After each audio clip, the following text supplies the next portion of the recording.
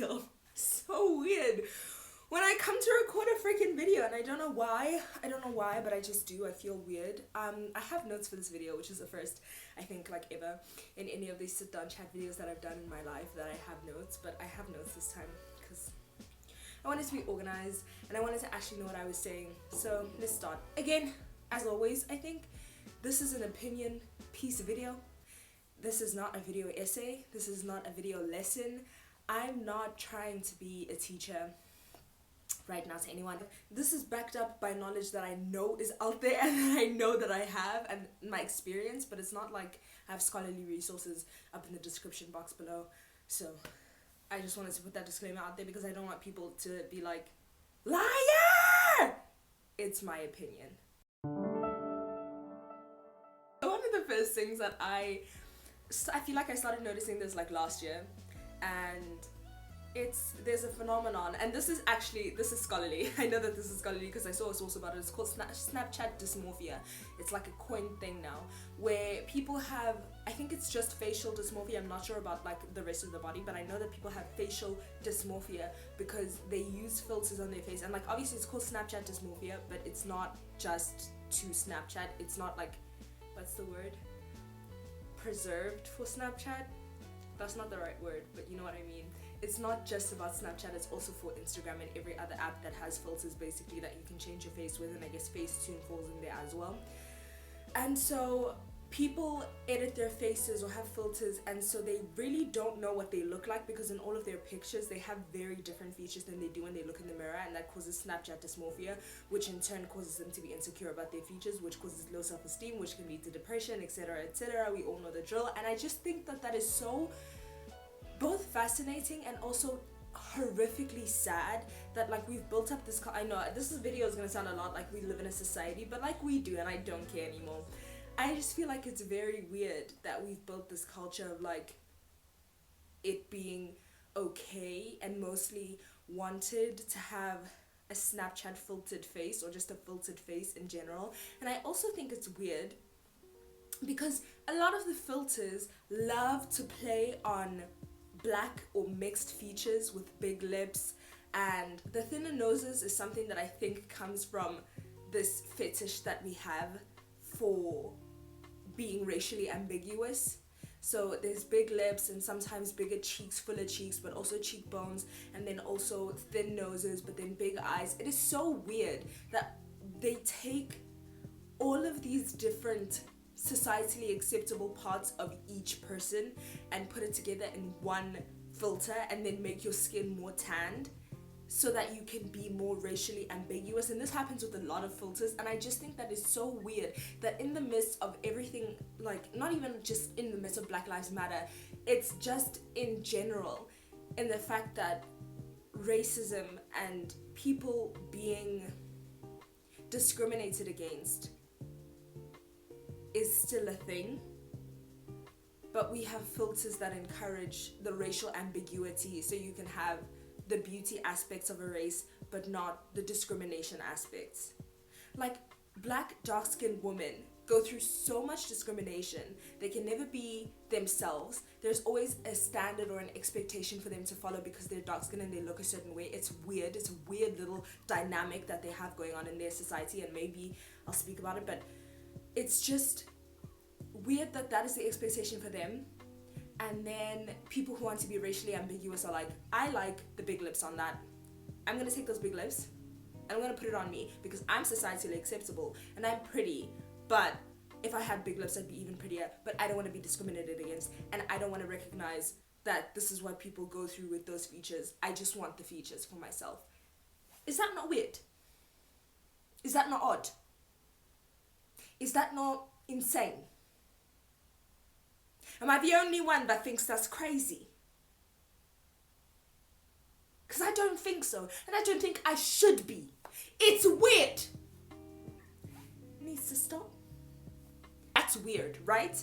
That people aren't comfortable in their own facial features because they don't know what they look like, because they always have a filter on their face because they're told that the filter makes them more attractive than they actually are.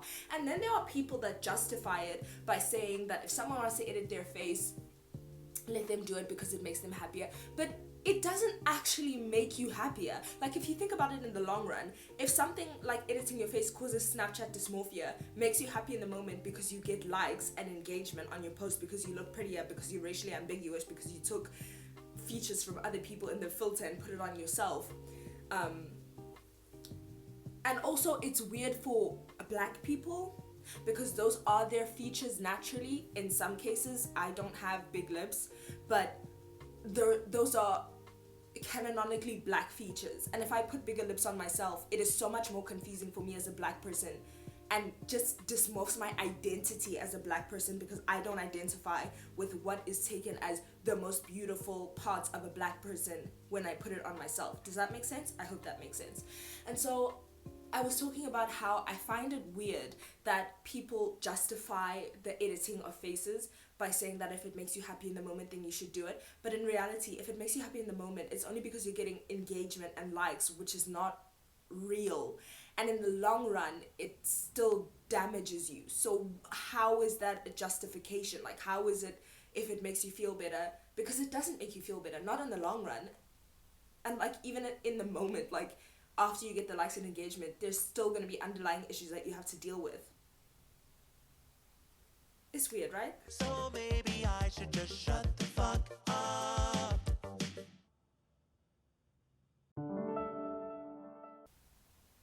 Can we do that? Is that a possibility? And you know what? I couldn't. Personally, I'm not about to crap all over people who find it hard to shut up on social media and act like I was never one of those people, because I was. And quite frankly, in some ways, I still am that person, okay? When I had Twitter, it was bad. I would tweet about every single little thing. Why? Because I wanted engagement. That's all. That's literally all. There's no other reason.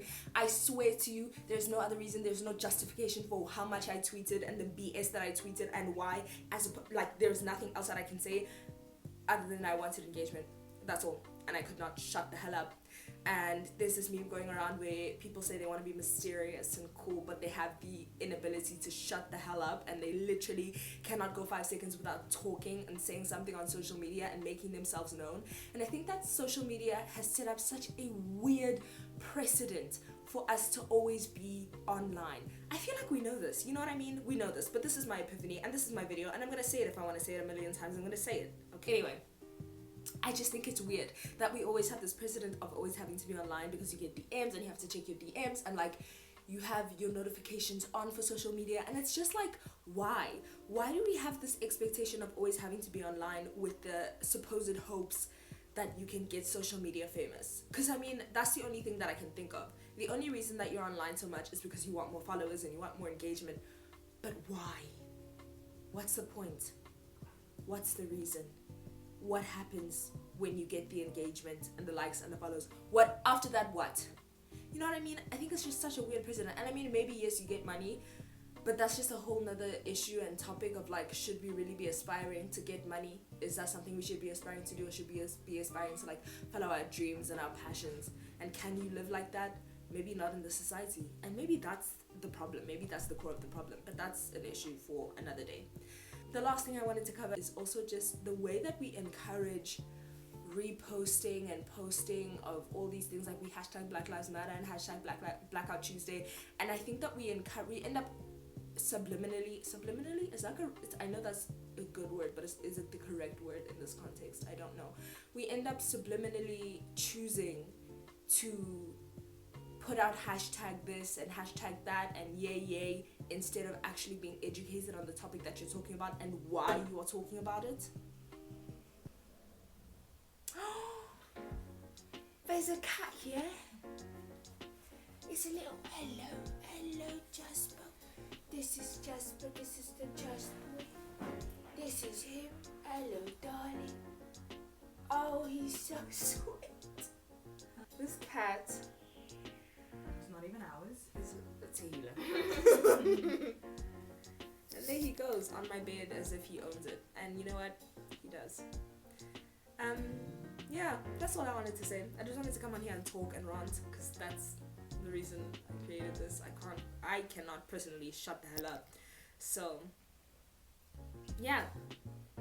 Thanks for watching. I hope you enjoyed it, and I hope you have a good evening, afternoon, morning,